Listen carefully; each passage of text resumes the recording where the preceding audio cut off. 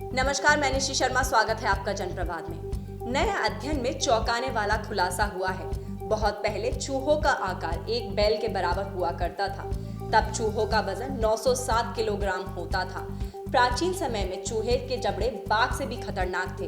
अब तक इसका एक अवशेष भी मिला है। ताजा अध्ययन में पता चला है कि प्राचीन समय में आमतौर पर चूहे खच्चर के बराबर होते थे। इनका वजन 453 किलोग्राम हुआ करता था। फैब्रोमिस पेट्रोसोनी इसका बेहतरीन उदाहरण है। वहीं पुराविदों में एक बाइसन वजन और आकार के बराबर चूहे का अवशेष खोजा है।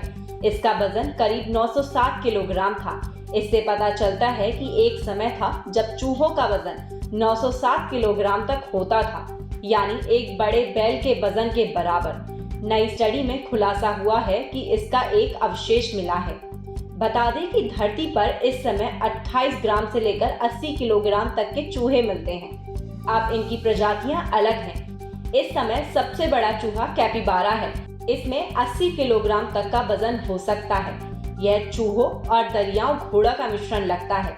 यह रिपोर्ट न्यूयॉर्क टाइम्स के royal society open science journal में प्रकाशित रिपोर्ट के आधार पर छपी है। केस वॉटसन रिजर्व यूनिवर्सिटी के पैलेंटोलॉजिस्ट रसेन एंग्लुमैन ने इस बारे में बयान जारी किया।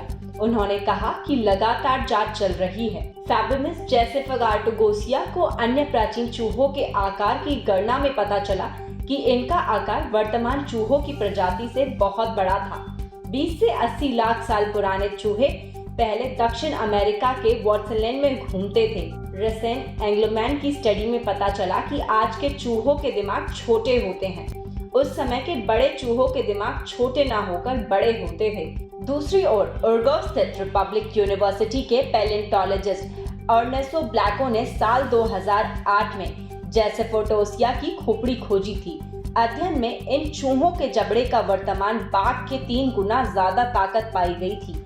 इन चूहों के दांत इतने मजबूत होते थे कि दांतों तले पत्थर भी तोड़कर चूरा बना सकते थे। अपने जबड़ों की ताकत की वजह से ही शायद ये शिकारी पंछियों और तीखे दांतों वाले मार्सुपिलियन से बच पाते थे। वैज्ञानिकों ने कहा कि प्राचीन बड़े चूहों की आकृतियां का अंदाजा लगाना बेहद मुश्किल काम है। इनके जीवाश्म जल्दी नहीं मिलते। जैसेफोटोसिया की अब तक एक ही खोपड़ी मिली है। वहीं फैब्रोमिस के पैरों की हड्डियां मिली हैं। बता दें कि अगर जीवाश्म सही नहीं मिलते तो पुरावत्तियां इन जीवों की आधुनिक मिलते जुलते जीवों की आंतरिक शारीरिक रचना के आधार पर स्टडी करते हैं। खबरों का सिलसिला जारी रहेगा। देखते रहिए जनप्रभात। नमस्कार।